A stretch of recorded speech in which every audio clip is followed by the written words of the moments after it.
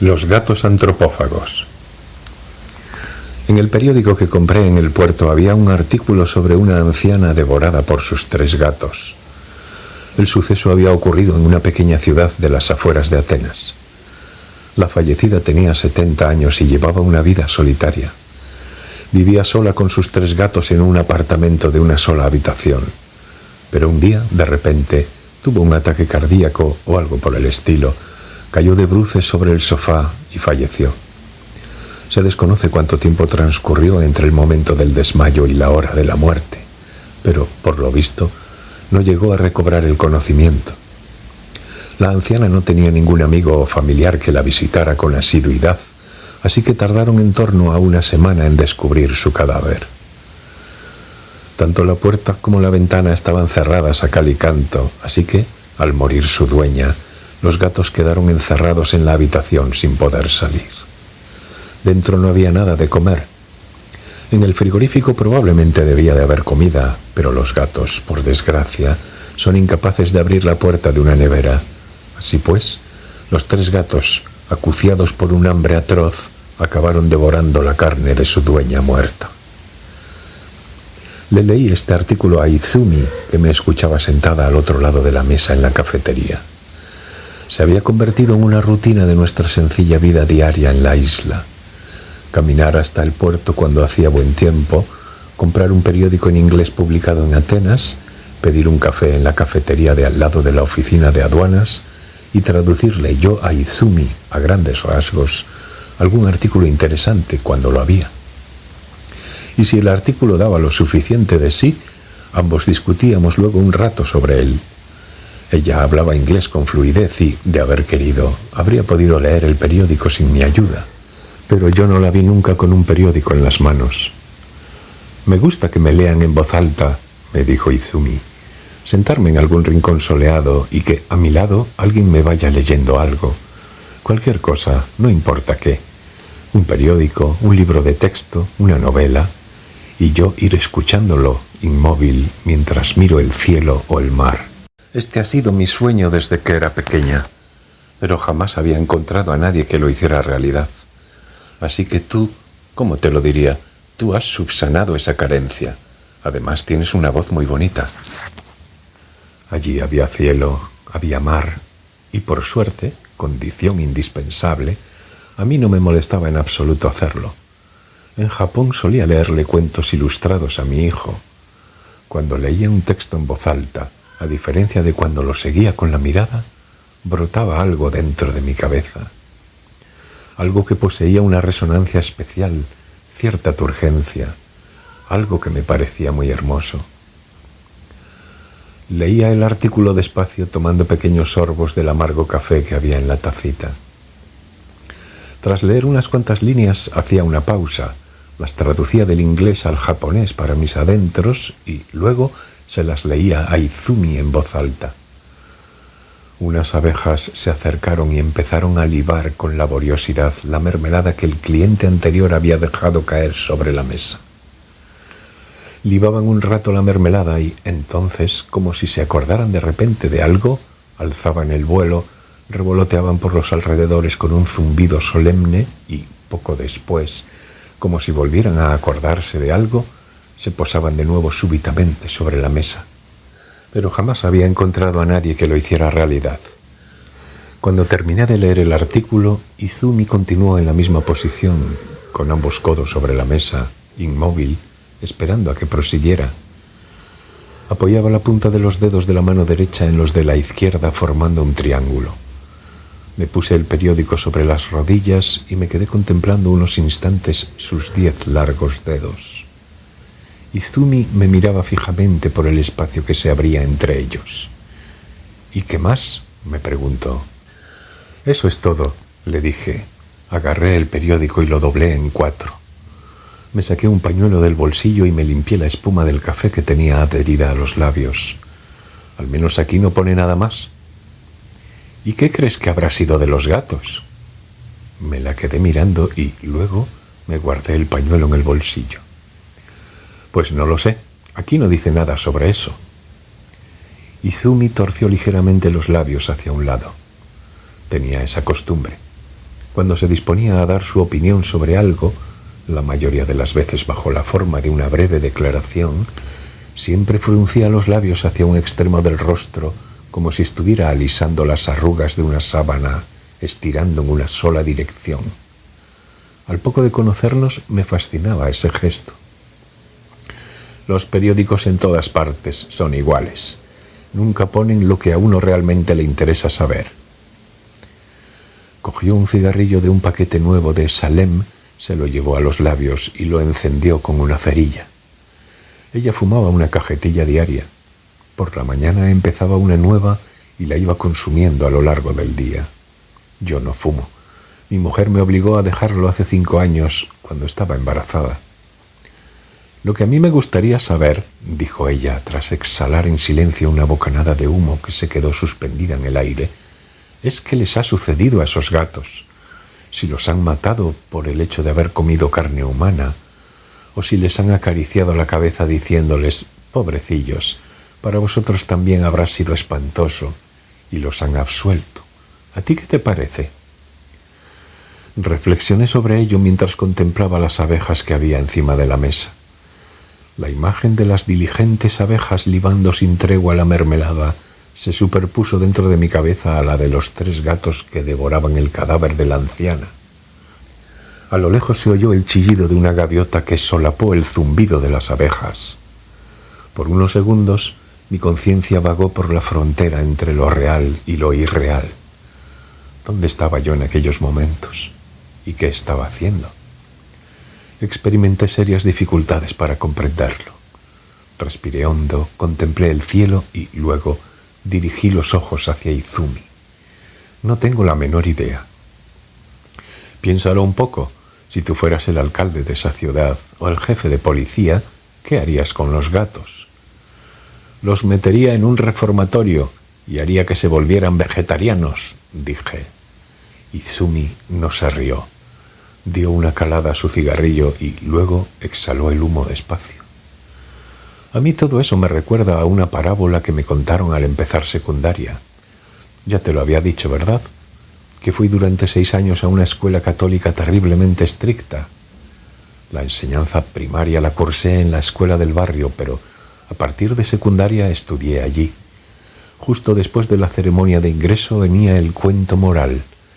La Madre Superiora nos reunió a todas las nuevas, se subió al púlpito y nos aleccionó en la doctrina católica.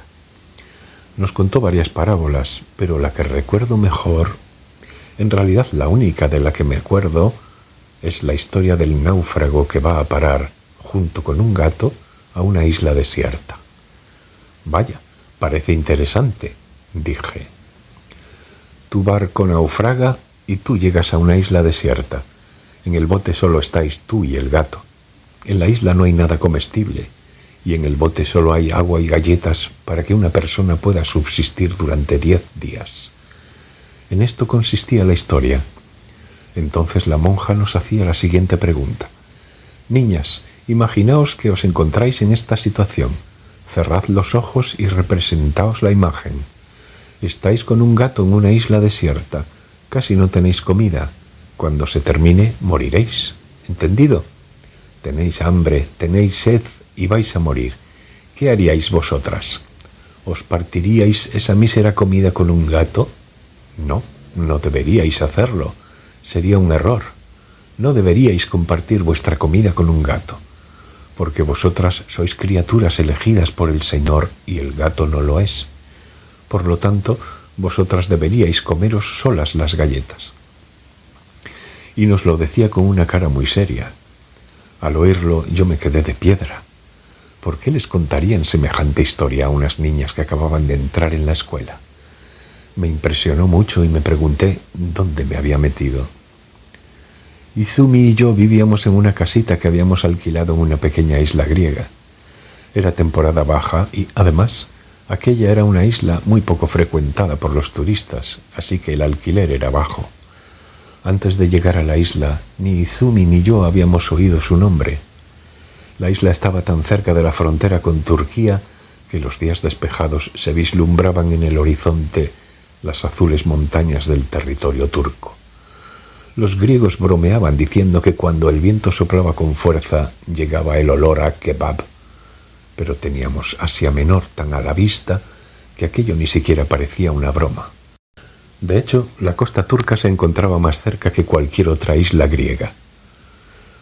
En la plaza del puerto se levantaba la estatua de un héroe de las luchas por la independencia. El héroe, sumándose a la insurrección que se extendía en aquellos momentos por Grecia, encabezó una valiente rebelión contra el ejército turco que ocupaba la isla, pero fue apresado y condenado a morir empalado. Los turcos plantaron una afilada estaca en la plaza del puerto, desnudaron al infortunado héroe y lo clavaron en su punta. Impelida por el peso del cuerpo, la estaca fue introduciéndose por el ano hasta llegar a la boca del héroe, lentamente, por lo que éste tardó mucho en morir. La estatua estaba emplazada justo en el lugar donde, al parecer, clavaron la estaca. En la época en que la fundieron, debió de ser una majestuosa e imponente estatua de bronce, pero por entonces, a causa de la inevitable erosión causada por el aire del mar, por el polvo y los excrementos de gaviota, más el paso del tiempo, apenas podían distinguirse sus facciones. Ninguno de los habitantes de la isla prestaba la menor atención a la sucia y arruinada estatua de bronce, y a ella, por su parte, parecía importarle ya muy poco lo que sería de la isla, de la patria y del mundo. Nosotros tomábamos café o cerveza en la terraza de la cafetería que estaba delante de la estatua, y solíamos matar el tiempo contemplando el puerto, los barcos, las gaviotas o la cordillera turca que se extendía a lo lejos. Aquel era, literalmente, el fin de Europa. Allí soplaba el viento del fin del mundo, se alzaban las olas del fin del mundo, flotaba el aroma del fin del mundo. Te gustara o no, así era el fin de un mundo. El lugar estaba teñido por los colores del inmovilismo y era imposible escapar de ellos. A mí me daba la sensación de estar siendo absorbido en silencio hacia el territorio de un cuerpo extraño.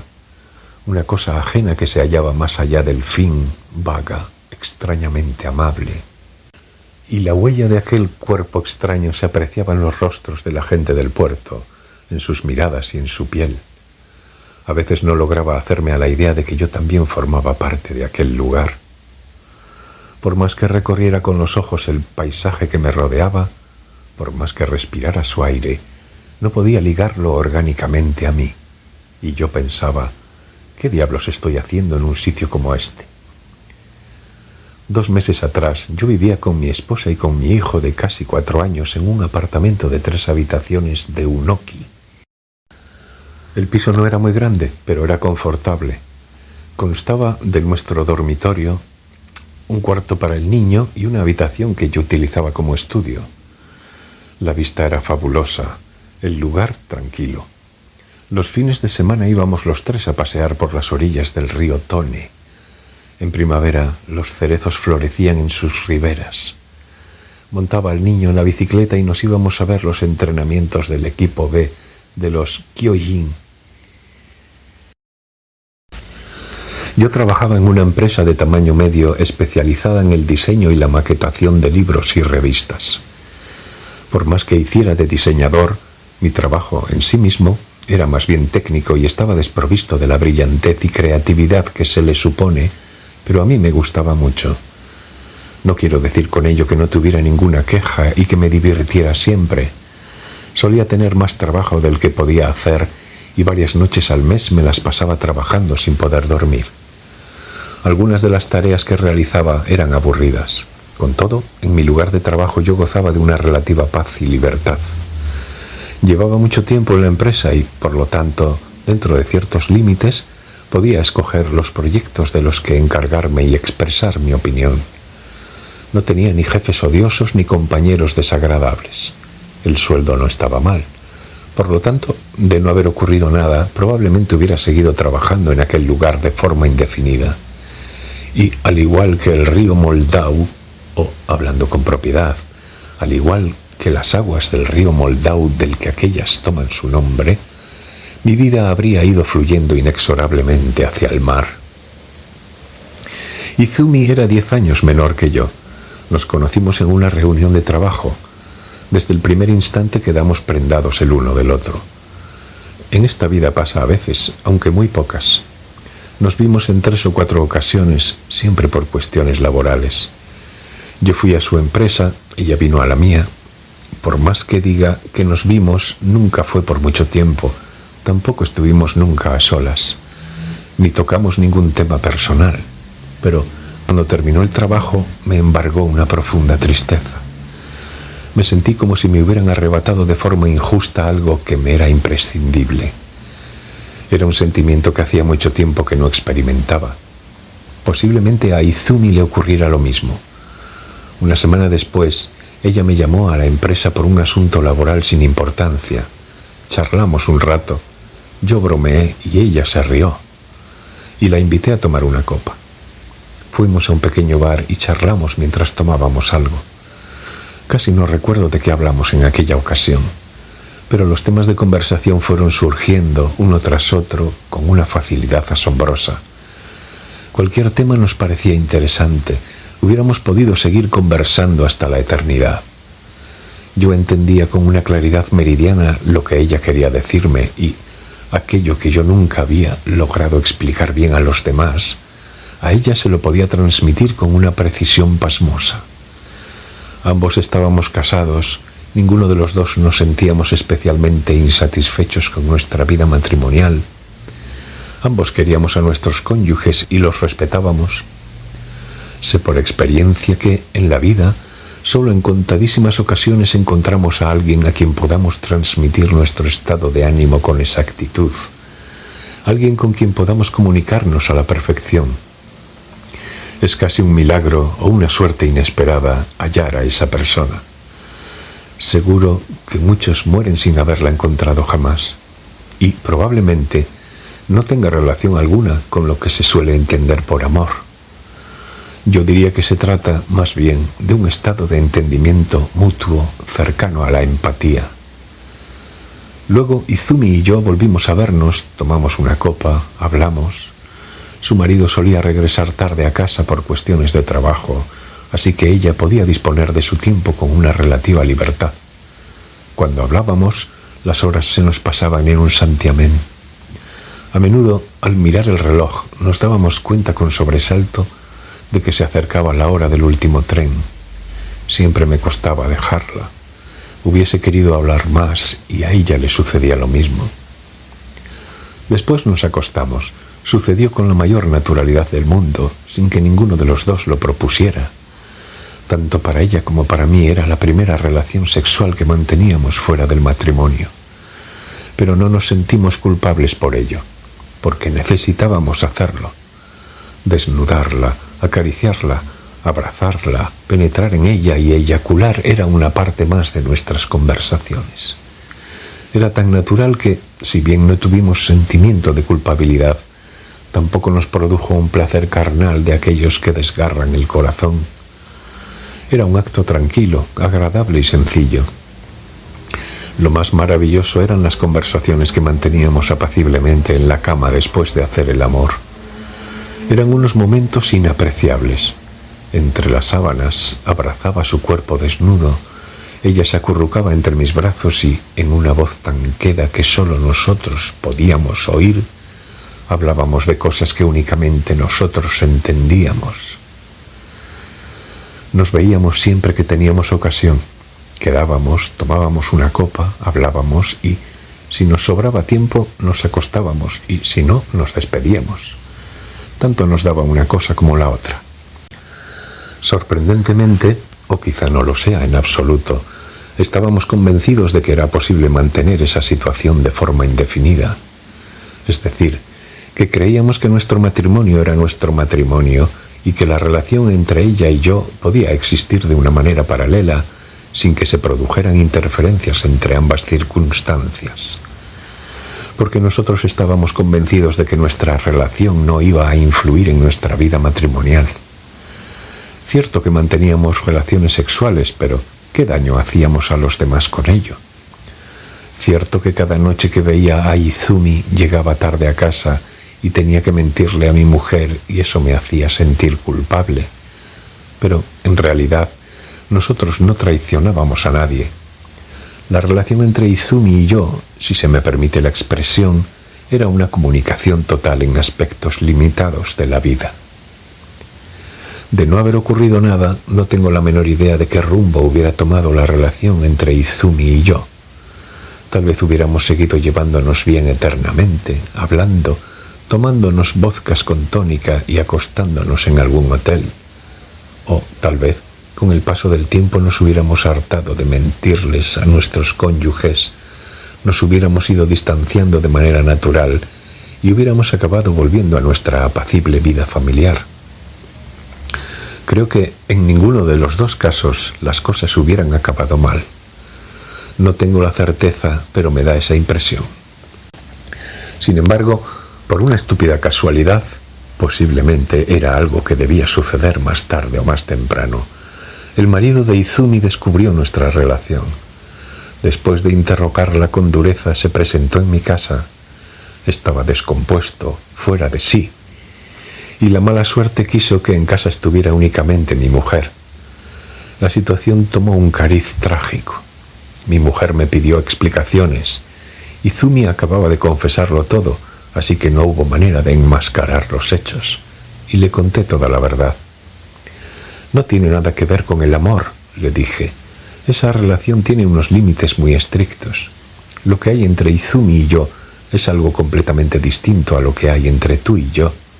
La prueba es que, mientras la veía a ella, tú jamás has notado nada. ¿Y eso a qué crees que se debe? Pues a que es un tipo de relación muy distinto. Pero mi mujer hizo oídos sordos a mis explicaciones. Recibió un duro golpe, se quedó literalmente helada. No quiso volver a hablarme. Al día siguiente cargó sus cosas en el coche, cogió al niño y se fue a casa de sus padres, a Chigasaki. La llamé varias veces, pero mi mujer se negó a hablar conmigo. Quien sí se puso al teléfono fue mi suegro. Me dijo que no quería oír excusas peregrinas y que no permitiría que su hija volviera con un individuo de mi calaña. En principio, su padre se había opuesto rotundamente a nuestro matrimonio, así que aquello no hizo más que confirmar sus peores augurios y el hombre se dedicó a meter más cizaña aún. Desconcertado, me tomé unos días de descanso. Los pasé solo en casa, tumbado sin hacer nada. Pero Izumi me llamó. También ella estaba sola.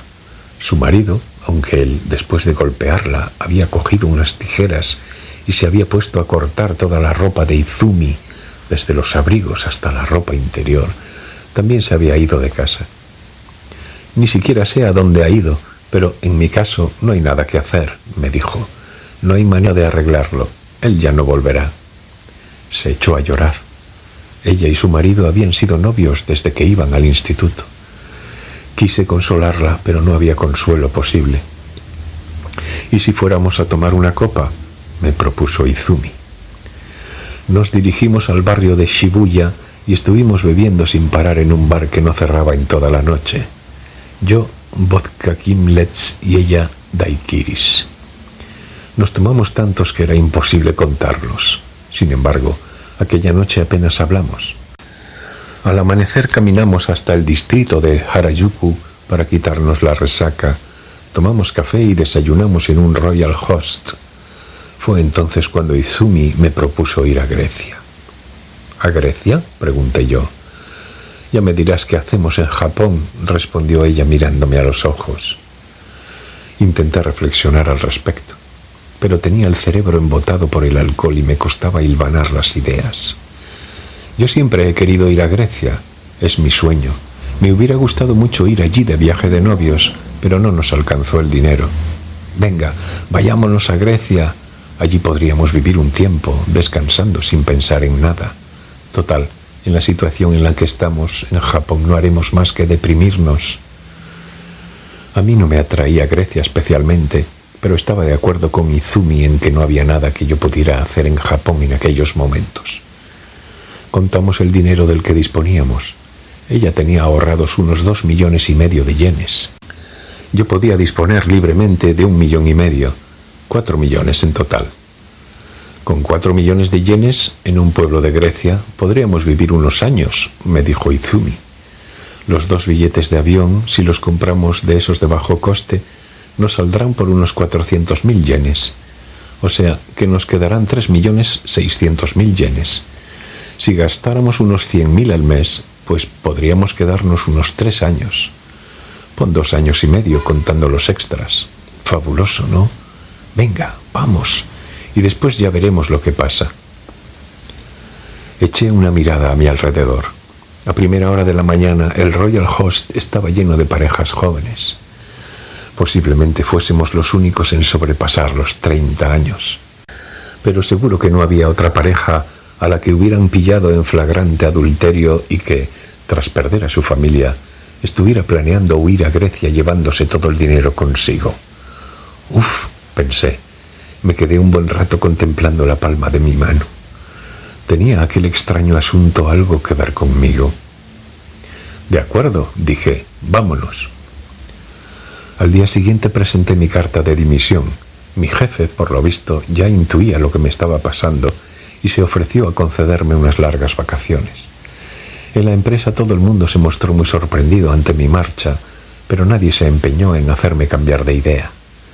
Me asombró lo fácil que resultaban las cosas una vez intentabas llevarlas a la práctica. De hecho, si estás dispuesto, en este mundo hay muy pocas cosas que no puedas dejar. No, tal vez no haya ninguna. Y puestos a dejar las cosas atrás, acabas queriéndolo dejar absolutamente todo. Como sucede en el juego cuando, tras perder casi todo el dinero, acabas por apostar todo el que te queda, porque te da pereza retirarte a medias llevándote lo poco que todavía tienes. Metí todo lo que consideré necesario en una Samsonite de tamaño medio de color azul. Maleta en mano, tomé con Izumi un avión que seguía la ruta del sur. En volumen, su equipaje era similar al mío. Cuando estábamos sobrevolando Egipto, me aterroricé al pensar que alguien, por equivocación, podía llevarse mi maleta en algún aeropuerto. Samsonite azules como la mía debía de haberlas por decenas de millares en el mundo. ¿Y si, una vez llegara a mi destino y abriese la maleta, me encontrara con las pertenencias de otra persona? No era imposible. Al pensarlo, me asaltó un pánico tan grande que yo mismo me asombré. Si se perdiera la maleta, aparte de Izumi no me quedaría nada que me ligara a mi vida. Mientras le daba vueltas a eso en la cabeza, tuve la sensación de que había perdido mi esencia como ser humano. Era la primera vez en la vida que tenía una sensación tan extraña. Yo había dejado de ser yo. El que estaba allí no era mi yo auténtico, sino un sucedáneo que había tomado mi forma. Y mi conciencia, sin darse cuenta, había seguido por equivocación a aquel otro yo. Mi conciencia estaba terriblemente confusa. Se decía a sí misma que debía regresar a Japón y volver a entrar en el cuerpo al que en verdad pertenecía. Pero el avión estaba sobrevolando Egipto. Era imposible volver atrás. Sentía la carne de aquel yo provisional como si estuviera hecha de estuco. Rascándola con las uñas se podía desmenuzar, convertir en polvo. Empecé a temblar violentamente. No podía parar. Me dije que si continuaba temblando de aquella forma, acabaría haciéndome añicos, deshaciéndome. El aire acondicionado debía de funcionar bien, pero el sudor empezó a manar de todos los poros de mi piel, empapándome la camisa. Mi cuerpo exhalaba un olor nauseabundo. Mientras tanto, Izumi me agarraba la mano. De vez en cuando me pasaba un brazo por los hombros. No dijo nada, pero parecía saber perfectamente cómo me sentía. Duró unos 30 minutos. Hubiera deseado morir. Hubiera querido poner la boca del cañón de la pistola contra mi oreja y apretar el gatillo, y reducir a un único montón de polvo mi conciencia y mi cuerpo. Ese era mi único deseo en aquellos momentos. Pero cuando dejé de temblar me sentí de repente más ligero. Relajé la tensión de los hombros, me abandoné al paso del tiempo y caí en un profundo sueño. Cuando abrí los ojos ya estábamos volando sobre las azules aguas del Egeo. El mayor problema de la vida que llevábamos en la isla era que casi no teníamos nada que hacer. No trabajábamos, no conocíamos a nadie. En la isla no había ni cine ni pistas de tenis. Tampoco disponíamos de libros. Habíamos salido tan apresuradamente de Japón que ni siquiera se nos había ocurrido traernos algunos libros. Cuando terminé de releer por segunda vez las 2 novelas que había comprado en el aeropuerto y las tragedias de Esquilo que se había traído Izumi, ya no me quedó nada que leer. En el kiosco del puerto vendían algunas novelas de bolsillo, en inglés, para los turistas, pero no había ninguna que despertara mi interés. A mí me apasionaba la lectura, de modo que la falta de libros me resultaba muy difícil de soportar. Antes, en cuanto tenía un rato libre, prácticamente me sumergía en los libros. Y ahora que disponía de todo el tiempo del mundo para leer, qué ironía, no tenía ninguno a mano. Izumi se había traído un manual de griego moderno y se dedicaba a estudiar el idioma. Siempre llevaba consigo unas fichas que había elaborado con las conjugaciones de los verbos griegos y, en cuanto tenía un instante, iba recitándolas como si fueran un conjuro. Cuando íbamos de compras, hablaba con los dueños de las tiendas usando las 4 palabras que había aprendido. En la cafetería hablaba con el camarero. Gracias a ello, conocimos a algunas personas. Mientras Izumi estudiaba griego, yo intentaba desempolvar mi francés. Empecé a repasarlo creyendo que, ya que estábamos en Europa, de algo tenía que servirme, pero en aquella mísera isla no había ni una sola persona que lo hablara. En la ciudad te podías comunicar más o menos en inglés. Había ancianos que entendían el italiano y el alemán, pero el francés justamente no tenía en absoluto ninguna utilidad. Nos sobraba el tiempo, así que nos pasábamos el día paseando. Alguna vez intentamos pescar en el puerto, pero por más que nos esforzamos, no logramos atrapar ningún pez. No es que no los hubiera, es que el agua era demasiado transparente. Y los peces podían ver con toda claridad, desde el sedal hasta la cara del pescador que sostenía la caña. En resumen, que muy estúpido tenía que ser un pez para picar el anzuelo. Yo paseaba con el álbum de dibujo y los útiles de pintura que había adquirido en la droguería, e iba dibujando los paisajes de la isla y sus habitantes. A mi lado, Izumi contemplaba mis bocetos y repasaba la gramática griega. Muchos griegos se acercaban a ver cómo dibujaba. Cuando les hacía un retrato para matar el tiempo, se ponían muy contentos. Si se lo daba como agradecimiento, nos invitaban a Izumi y a mí a una cerveza. Un pescador nos regaló en una ocasión un pulpo. «Podrías ganarte la vida con los retratos», me dijo Izumi. «Eres muy bueno y además un pintor japonés es algo muy poco frecuente en estos lugares. Sería un buen negocio». Yo me reí, pero en el rostro de Izumi se reflejaba que me estaba bromeando. Intenté imaginarme a mí mismo yendo de isla en isla haciendo retratos de la gente y recibiendo, a cambio, algunas monedas o alguna invitación a una cerveza. No me pareció una idea descabellada. Incluso me gustó. De hecho, a mí me encantaba dibujar y había estudiado bellas artes. Y yo podría hacer de coordinadora turística para japoneses. A partir de ahora, cada vez vendrán más turistas japoneses por aquí y nosotros tenemos que comer. Claro que, para trabajar en eso, primero tengo que aprender bien el griego, dijo Izumi. Pero podemos estarnos 2 años y medio sin hacer nada, ¿verdad?, quise saber yo. Si no pasa nada, respondió Izumi. Si no nos roban el dinero o si no nos ponemos enfermos, por ejemplo. Si no ocurre nada de eso, podremos vivir 2 años y medio sin problemas. Pero creo que es mejor que estemos preparados para cualquier eventualidad. Yo no había ido nunca al médico. Así se lo dije a Izumi. Ella permaneció unos instantes mirándome fijamente. Luego apretó los labios y los torció un poco hacia un lado. «Suponte», dijo, «suponte que me quedo embarazada. ¿Qué harías tú? Por más precauciones que tomemos, estas cosas pasan. Y si nos sucediera, el dinero se nos terminaría en un santiamén. En ese caso podríamos volver a Japón», sugerí. «Parece que no lo entiendas. Tú y yo no vamos a regresar nunca a Japón», me dijo Izumi en voz baja. Izumi continuó estudiando griego y yo seguí con mis dibujos. Posiblemente aquella fuese la época más apacible de mi vida. Tomábamos una comida frugal, bebíamos vino barato como si fuera la gran cosa. Cada día subíamos a una montaña que había por allí cerca. En la cima había un pequeño pueblo desde donde se divisaban las islas cercanas. Si aguzabas la vista, podías ver incluso el puerto turco. Gracias al aire puro y al ejercicio, nos encontrábamos en plena forma física. Al anochecer no se oía ningún ruido en los alrededores. Inmersos en el silencio, Izumi y yo nos abrazábamos en secreto y hablábamos en voz baja de muchas cosas.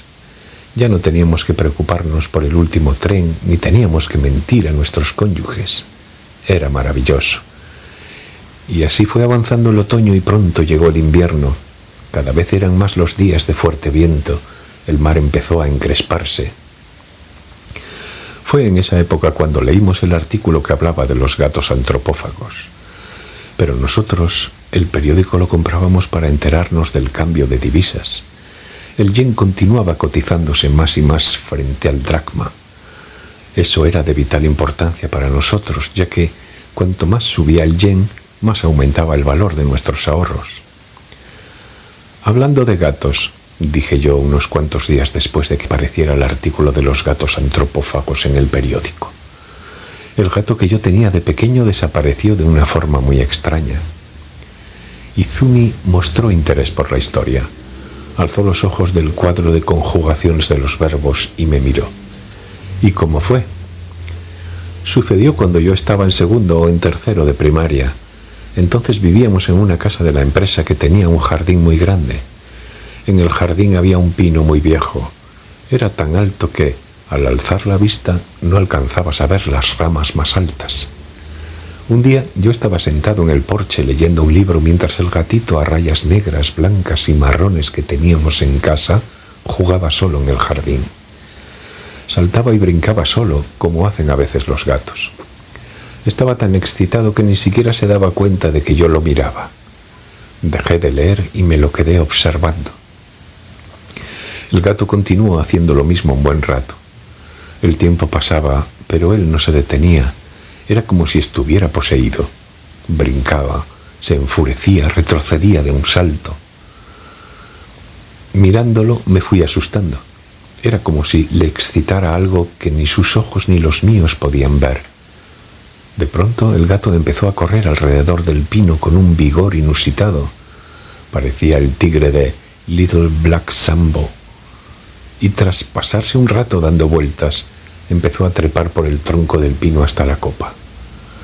Al levantar la mirada distinguí la cara del gato en lo alto del árbol.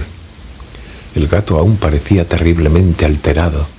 Se había escondido tras una rama con la vista clavada en algo. Lo llamé, pero no pareció oírme. ¿Cómo se llamaba el gato?, preguntó Izumi. No logré recordar su nombre. Le respondí que lo había olvidado. Mientras tanto, había ido oscureciendo, le conté. Yo estaba terriblemente preocupado por el gato y me quedé esperando a que bajara del árbol. Pero el gato no bajó. Pronto cayó la noche. Esa fue la última vez que lo vi. Lo que cuentas no es nada raro, dijo Izumi. Los gatos suelen desaparecer de este modo, especialmente cuando están en celo. Se excitan tanto que se pierden en el camino de vuelta. Seguro que, cuando tú no lo veías, bajó del árbol y se fue a alguna parte.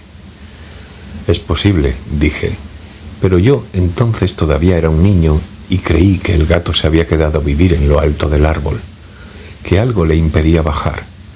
Así que todos los días, en cuanto podía, me sentaba en el porche y miraba las ramas del pino, esperando ver entre ellas la cara del gato.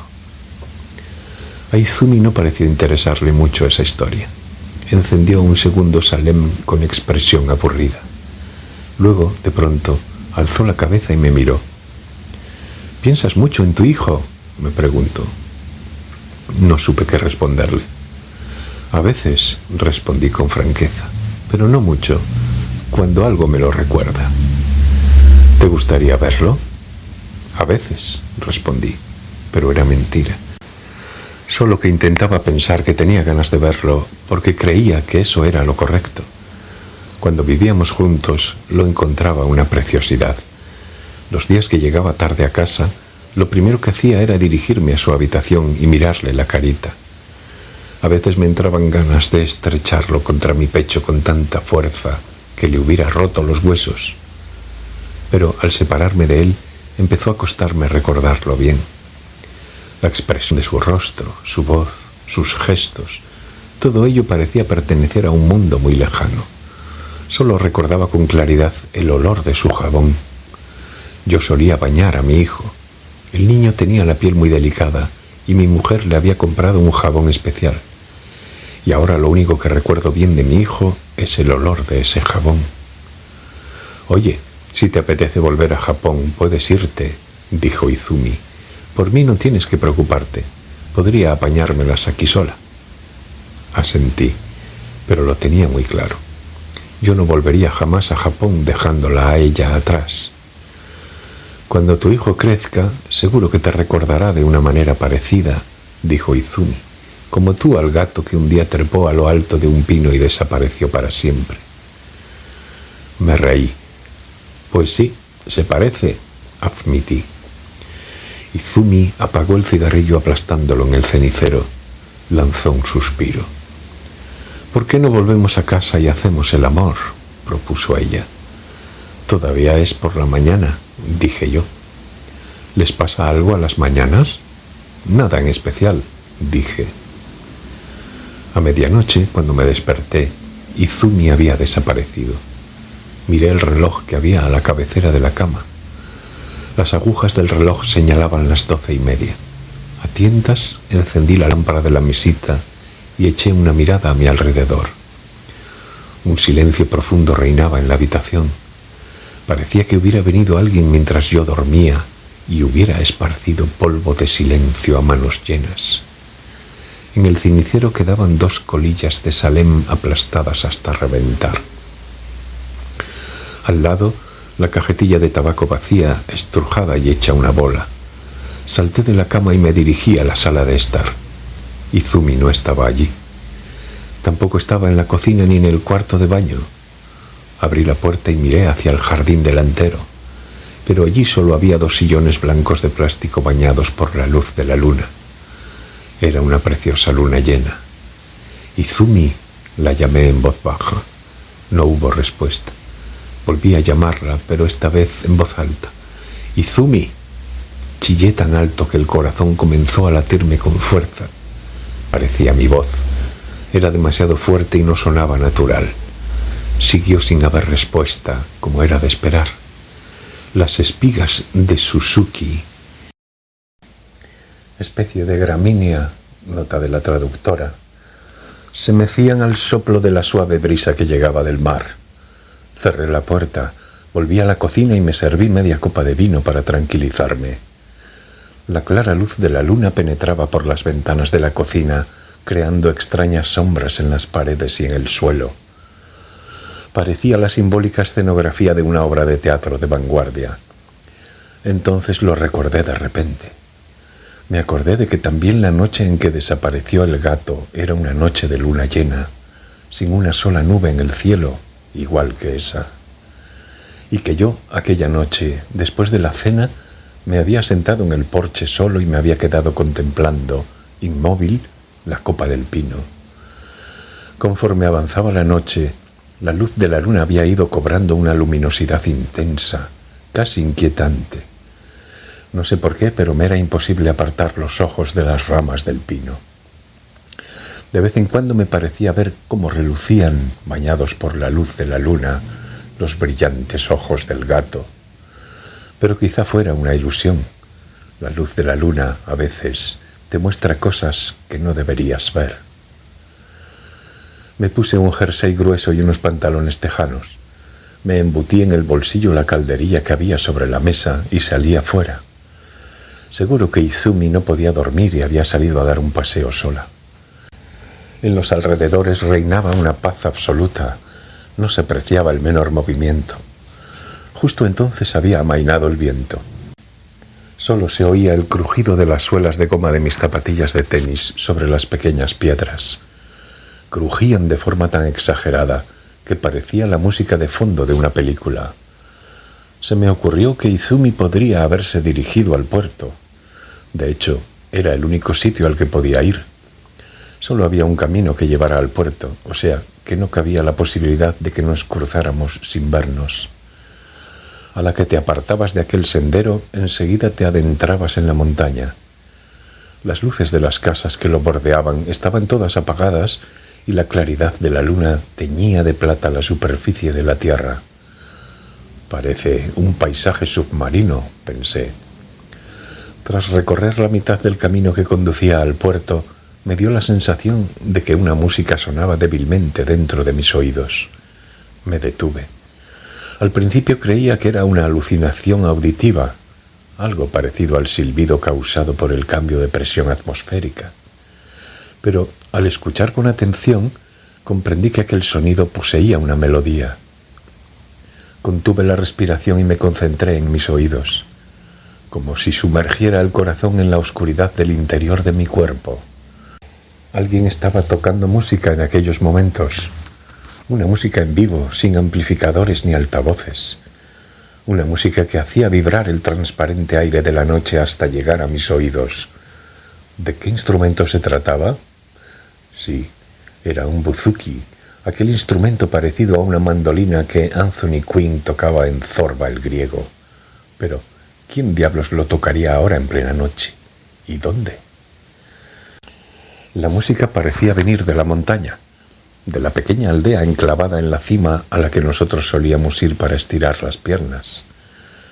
Me quedé unos instantes plantado en la encrucijada, sin saber qué hacer, sin saber qué dirección tomar.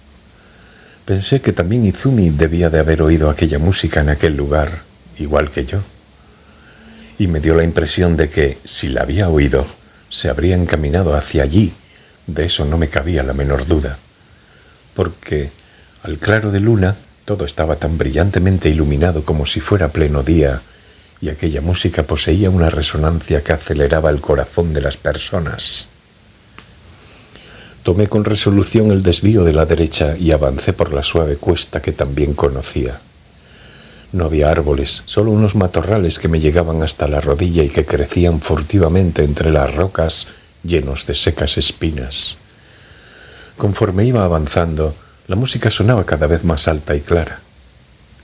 También se distinguía mejor la melodía. La música poseía un esplendor festivo. Imaginé que debía de celebrarse algún banquete en el pueblo. Y de repente me acordé. Pues claro, la boda. Aquel día habíamos visto un bullicioso cortejo nupcial cerca del puerto. Posiblemente el banquete había proseguido hasta la madrugada. Y de súbito me perdí a mí mismo de vista.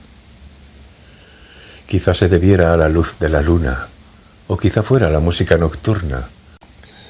A cada paso que daba me iba adentrando más en el desierto de la profunda pérdida del yo, la misma sensación que había experimentado mientras volábamos por el cielo de Egipto. El yo que avanzaba bajo la luz de la luna no era yo. No era mi auténtico yo, sino un yo provisional hecho de estuco.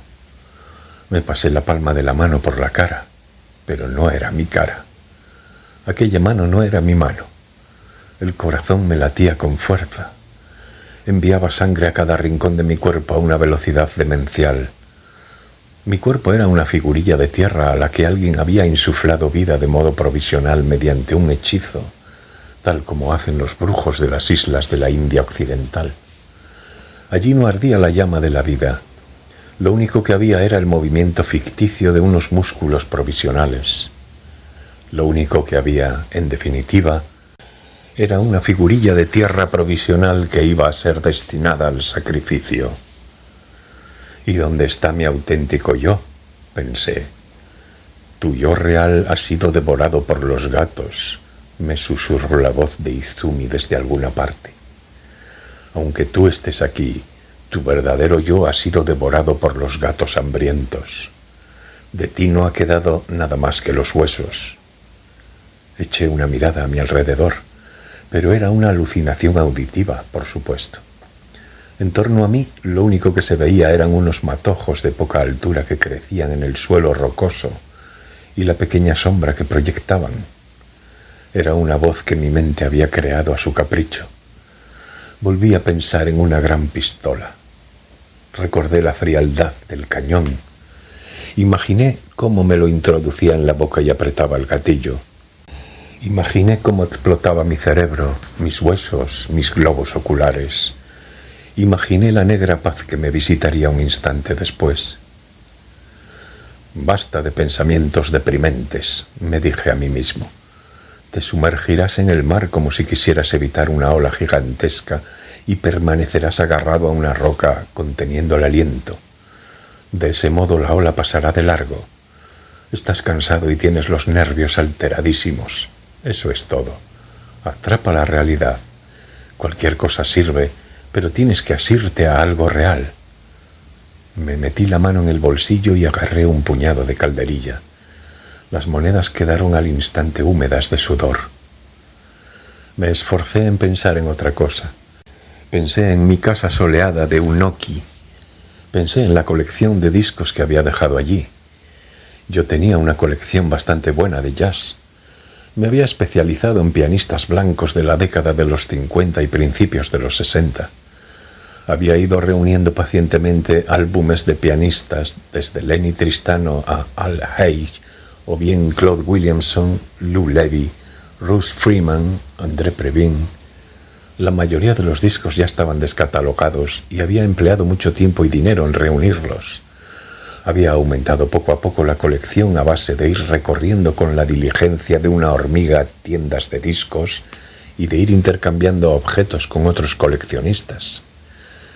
La mayoría de las piezas que había dejado no eran de primera categoría, ni mucho menos. Pero yo amaba aquel aire íntimo tan especial que se desprendía de aquellos viejos y mohosos discos. Mi humilde justificación era que si el mundo se compusiera únicamente de cosas de primera calidad, seguro que sería muy insípido. Me acordaba al detalle del diseño de las fundas de cada uno de esos discos. También podía recordar con precisión el peso y el tacto de aquellos discos de vinilo sobre mi mano. Pero todo eso ha desaparecido ahora. En realidad, fui yo quien lo borró con mis propias manos. Y es probable que no vuelva a escuchar jamás esos discos. Luego recordé el olor a tabaco de cuando besaba a Izumi. Me acordé del tacto de sus labios y de su lengua. Cerré los ojos. Deseé que estuviera a mi lado. Deseé que me sujetara la mano todo el tiempo, como en el avión cuando sobrevolábamos Egipto. Cuando aquella gigantesca ola pasó finalmente por encima de mi cabeza, la música ya había cesado. A la que me di cuenta, ya había desaparecido. Ahora oprimía a los alrededores un silencio tan profundo que me hería los tímpanos. La luz de la luna llena bañaba inexpresivamente todo cuanto me rodeaba. Estaba de pie, solo, en lo alto de la colina. Desde allí se veía el mar, el puerto, la ciudad con las luces apagadas, la luna. En el cielo seguía sin haber una sola nube. Nada había cambiado en el paisaje, solo que había dejado de oírse la música. ¿Habían dejado de tocar de repente? Quizá. Ya casi era la 1 de la madrugada, o a lo mejor esa música no había existido jamás. Eso tampoco era, en absoluto, descartable. En aquellos momentos no confiaba mucho en mis oídos. Cerré los ojos y sumergí una vez más mi conciencia en el interior de mi cuerpo. Dentro de las tinieblas suspendí con suavidad un fino sedal que sujetaba una plomada. Pero, tal como suponía, no se oyó nada. Ni siquiera el eco que dejaba atrás. Lo único que había era un silencio tan profundo que nada podía romperlo. Eché una mirada a mi reloj de pulsera, pero en mi muñeca no había ningún reloj. Lancé un suspiro y me embutí las manos en los bolsillos. No es que quisiera saber la hora en realidad. Alcé la vista al cielo. La luna era un globo helado de piedra, cuya piel estaba erosionada por la crueldad de los años. Las sombras que se producían en su superficie parecían focos de infección del cáncer extendiendo sus aciagos tentáculos hacia el fondo de la conciencia. y sembraban por la superficie, como si de un hombre sonámbulo se tratara, partículas de venganza. La luz de la luna distorsiona los sonidos, confunde la mente de los hombres y hace desaparecer a los gatos. Quizás a partir de aquella noche todo estuviera minuciosamente planeado, pensé. Era incapaz de decidir si seguir hacia adelante o si volver por donde había venido. Cansado de pensar, me senté. ¿Dónde se habría metido Izumi? Su ausencia me afectaba de forma terrible. Si ella no volvía a aparecer jamás, ¿cómo diablos viviría yo en el futuro solo en aquella isla absurda? Lo que allí había no era más que mi yo provisional. Era Izumi quien, mal que bien, me conservaba en aquella vida provisional. Si ella desaparecía definitivamente, mi conciencia ya no tendría un cuerpo al que regresar. Pensé en los gatos hambrientos. Imaginé cómo se comían el cerebro de mi verdadero yo, cómo roían su corazón, sorbían su sangre, devoraban su pene. Pude oír cómo, en un lugar remoto, sorbían mis sesos. 3 ágiles gatos rodeaban mi cabeza y sorbían esa sopa espesa. La rasposa punta de su lengua lamía las blandas paredes de mi conciencia, y a cada lametón mi conciencia temblaba como la calina e iba flaqueando. Izumi no estaba en ninguna parte. La música tampoco se oía. Ya debían de haber dejado de tocar.